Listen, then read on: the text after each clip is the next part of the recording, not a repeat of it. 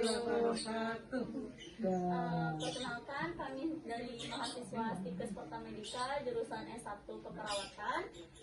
Tujuan kami di sini untuk melakukan penyuluhan edukasi kepada masyarakat, khususnya kepada orang tua, dengan judul antisipasi resiko cedera pada anak usia prasekolah. Perkenalkan, saya sendiri, nama saya Rahma Faiza. Nama saya Rema Zahra. Nama saya Natasha Jurusan Sabila. Nama saya Lydia. Nama saya Nandita. Nama saya Satria Nurhaliza. Nama saya Kunata Laili. Nama saya Aida. Penyuluhan kemungkinan akan makan waktu sekitar 30 menit ya Bu. Mohon kesediaannya untuk membantu kami.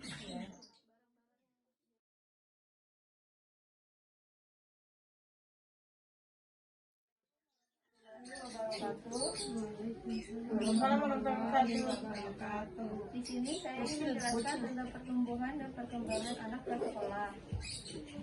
Pertumbuhan itu merupakan perubahan sifat yang dapat diukur atau perubahan ukuran yang dapat perubahan fisik yang seperti jaringan sel, struktur dan bagiannya. Contohnya itu perubahan fisik seperti tinggi badan, berat badan, dan tingginya gigi. Nah, di sini juga ada perkembangan. Perkembangan itu adalah proses yang akan terjadi pada anak usia prasekolah itu bisa dikatakan anak usia sekolah jika umurnya 3-5 tahun. Perkembangan ini mungkin sangat pendek bagi orang tua, cuman ini sangat penting. Di perkembangan itu ada 4 tahap. Yang pertama ada perkembangan motorik halus, kasar, personal sosial, sama kemampuan bahasa. Perkembangan motorik halus itu seperti anak bisa mendorong atau menarik meja, terus melompat dengan 2 kakinya, turun 3-4 tangga dengan sendiri tanpa bantuan orang tua. Kalau motorik kasar itu anak bisa menggunakan garpu atau sendok jika makan sendiri, terus membuka tas atau memakai sepatu sendiri. Itu kalau personal sosial itu anak lebih berinteraksi kepada teman usia sebayanya, kayak mainannya atau cara dia berbicaranya. Terus kalau kemampuan bahasa itu anak bisa menyebutkan benda-benda yang ada di sekitarnya, kayak mainannya atau barang-barang yang dia punya tuh nggak boleh diminta sama orang lain. Ya, di sini saya akan menjelaskan apa itu bimbingan antisipasi. Bimbingan antisipasi itu adalah petunjuk yang harus ibu ketahui untuk membimbing atau mengajarkan anak secara optimal agar anak dapat tumbuh kembang secara normal. Sebelumnya di sini bisa tahu nggak sih apa sih antisipasi pencegahan di rumah?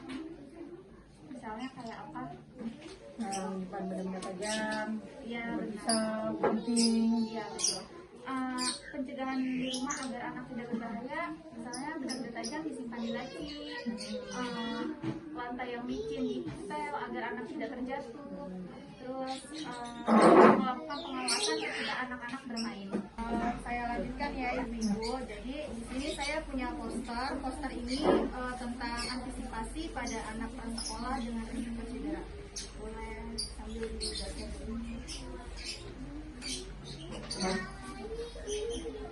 Untuk lebih jelasnya, di sini ada antisipasi pada anak prasekolah dengan resiko cedera. Jadi ini salah satu jenis-jenis cederanya nih yang mungkin terjadi pada anak usia prasekolah. Yang pertama itu terjatuh dari sepeda. Nah, terjatuh dari sepeda ini pasti setiap anak hampir pernah lah gitu ya, entah yang luka tangannya atau kakinya atau wajahnya gitu. Jadi kita sebagai orang tua benar-benar harus menjaga gitu, mendampingi anak kita kalau sedang bermain sepeda gitu, sedang bermain di luar gitu. Lalu yang kedua, terpeleset akibat permukaan yang licin. Misalnya anak kita sedang lari-larian nih di rumah nih, sedangkan ibu-ibu lagi ngepel nih gitu. Itu kan resiko jatuhnya itu lebih gede gitu ya, karena lantai yang licin itu. Atau bisa juga anak tuh terlalu sering main di kamar mandi nih, entah main sabun lah, berendam lah gitu. Nah itu resiko jatuhnya juga lebih gede karena lantai kamar mandi yang sangat licin gitu. Nah untuk yang ketiga, itu terluka akibat penasaran dengan benda-benda tajam di sekitarnya. Misalnya anak-anak itu niatnya nih mau ngeliatin ibu-ibunya pada masak nih gitu, cuma ada aja anak yang Ma, aku pinjem ya Ma ya guntingnya gitu, Ma aku pinjem ya Ma Nah itu bisa melukai gitu, bisa melukai anak kita gitu. Secara nggak langsung anak akan mencoba-coba motong ini deh, motong itu deh gitu kan ya. Gitu. Itu resikonya lebih gede di sini gitu. Lalu yang keempat itu terbentur dengan permukaan yang keras saat bermain dengan teman sebayanya.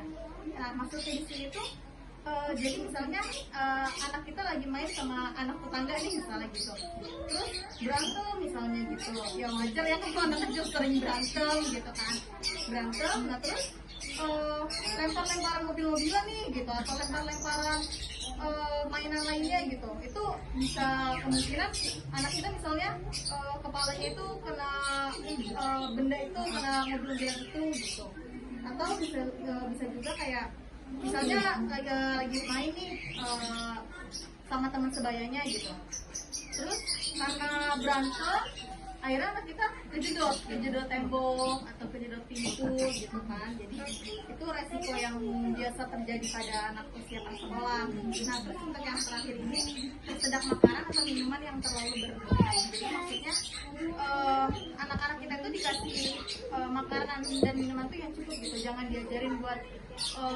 ibaratnya rakus lah gitu. Jadi kasih makan yang sesuai perkembangannya gitu, jangan anak usia misalnya anak usia batita dikasihnya roti gitu kan, itu masih kasar gitu ya, belum bisa mencernanya gitu. Jadi harus dikasih makanan yang sesuai dengan usianya agar nggak tersedak. Selanjutnya akan dilanjutkan oleh teman saya.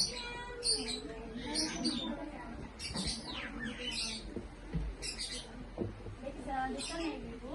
Jadi di sini ada antisipasi yang orang tua harus lakukan untuk mencegah risiko cedera pada anak prasekolah. Yang pertama adalah menemani anak ketika sedang bermain sendiri. Nah, ini bukannya untuk mencegah terjadinya cedera juga, tapi dengan kita menemani anak kita yang sedang bermain, kita juga membantu untuk pertumbuhan dan perkembangan anak. Jadi kalau misalkan anak main sendiri kan kasihan gitu ya, takutnya nanti dia malah makannya sesuatu barang mainannya gitu, kita nggak tahu. Dan dengan menemani anak yang sedang bermain sendiri juga kita bisa melatih motorik dia. Bisa kita mengajarkan ini loh dia masakan ini fungsinya untuk ini, terus panci ini untuk ini gitu. Jadi kan motorik anak juga akan berkembang gitu. Nah, dengan menemani anak kita sedang bermain juga bisa mengurangi resiko terjadinya cedera. Lalu yang kedua adalah jauhkan anak dari benda-benda yang cukup berbahaya. Seperti tadi contohnya kalau sedang masak atau sedang habis gunting sesuatu, jangan lupa untuk ditaruh di tempat yang aman gitu kan. Terus kalau anak lagi main-main di dapur, kita juga harus awasi supaya tidak mengambil pisau. Lalu ketiga, awasi anak ketika sedang bermain dengan teman sebayanya. Nah ini saya punya cerita gitu di lingkungan saya, ibu-ibunya nemenin anaknya main, tapi ibunya juga ngobrol sendiri gitu, asik sendiri kan ya, kayak gitu ya. Jadi lupa nih anaknya main sama siapa gitu, dibiarin aja, penting anteng aja gitu. Nah tapi tiba-tiba anaknya nangis, tahu-tahu berdarah di lisan. Nah itu bahaya kan ibu, saat ditanya ternyata berantem sama temennya, dorong-dorongan dia jatuh. Nah itu makanya kenapa harus awasi anak ketika dia sedang bermain dengan teman sebayanya. Yang keempat, jangan biarkan anak melakukan aktivitas yang cukup beresiko dengan sendiri. Misalkan kitanya lagi asik masak, terus anak main sendirian, kita kasih aja mainan apa yang penting dia diem gitu. Terus kan kita nggak tahu apa yang dia lakukan. Nah anak-anak usia prasekolah itu sedang kepo-keponya sama suatu barang. Nah, itu jadi kita harus perhatikan juga. Yang kelima, latih anak secara berkala untuk tindakan mandiri. Nah seperti tadi saja contohnya, misalkan anak itu mau makan sendiri, nggak apa-apa kita latih, tapi kita temani juga, kita batasi juga. Anak-anak maunya mandi sendiri, nggak apa-apa kita liatin juga, liatin aja, nggak perlu kayak kamu belum bisa gitu, jangan, tetap kita liatin ya. Jangan, tetap aja kita liatin aja, oke gitu. Misalkan dia main sabunnya terlalu berlebihan, baru kita bilangin jangan terlalu main sabunnya, nanti licin, nanti kamu jatuh gitu. Jadi biarkan anak melakukan aktivitasnya sendiri supaya melatih motorik dia, tapi jangan dilarang gitu. Kita liatin aja, kalau misalkan dia mulai ke arah yang berbahaya, baru kita tangani gitu. Yang keenam, berikan penjelasan pada anak tentang hal-hal yang boleh dilakukan dan yang tidak boleh dilakukan. Jadi kita juga jelaskan kenapa sih main pisau itu nggak nggak boleh dilakukan karena kan berbahaya, bisa itu tajam, nanti kalau kamu berdarah. Jadi kita jelasin karena secara perlahan, ini adalah barang-barang yang boleh kamu mainkan dan ini adalah barang-barang yang tidak boleh kamu mainkan. Gitu ya Bu. Sekian dari saya dengan Anita. Kita akan sampaikan oleh teman-teman.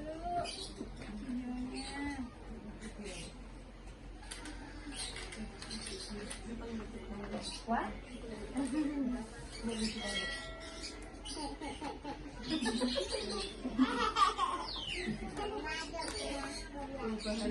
Salah ya, bentuknya ya? Bentuknya salah, nggak boleh. Nggak boleh. Bagus.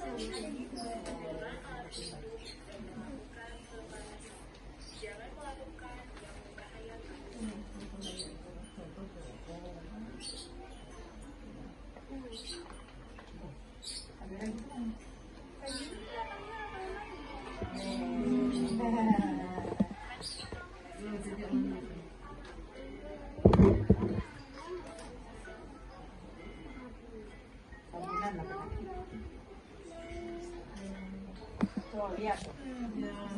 Ya.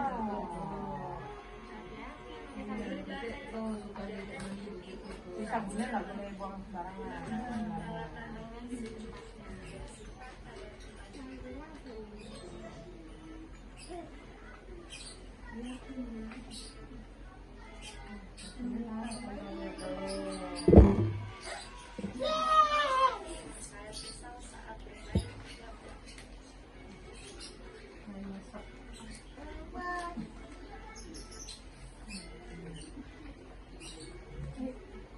Tuh, apa nih? Alina pernah ya? Pernah. Nah, potong. Iya, itu nggak boleh lagi. Itu berbahaya. Kalau kamu tidak pernah main game.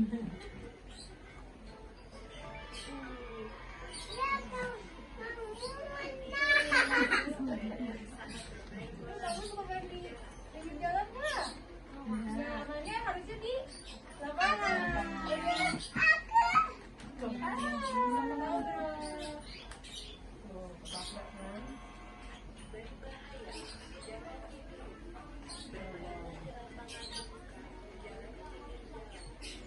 Kalau di jalan, bahaya.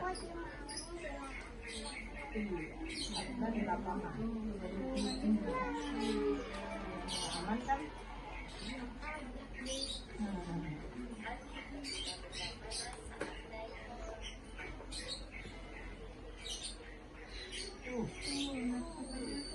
Panas. Kenapa nih?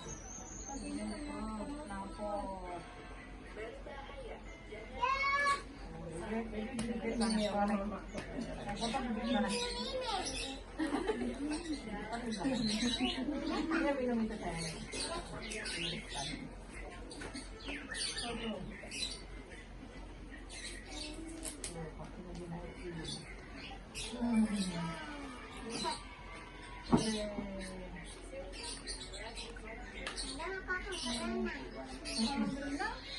Tinggalnya di mana nih? Di kolam renang apa yang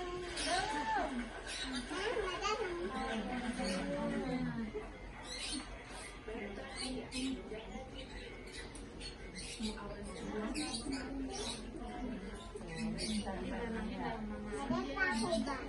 Iya, pakai baju ya. Biar nggak tenggelam lagi.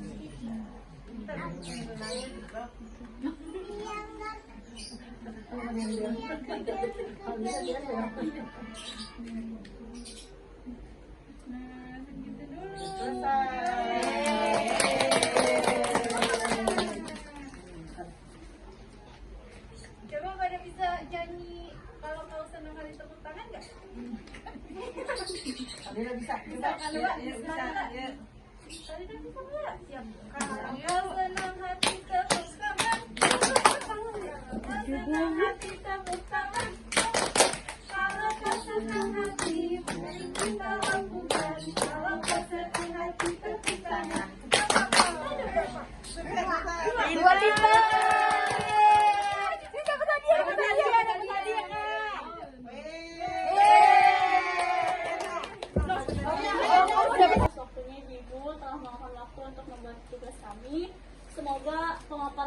diberikan pada hari ini bisa bermanfaat baik untuk ibu-ibu maupun untuk diri kita juga. Ya, terima kasih ya Bu. Wassalamualaikum warahmatullahi wabarakatuh.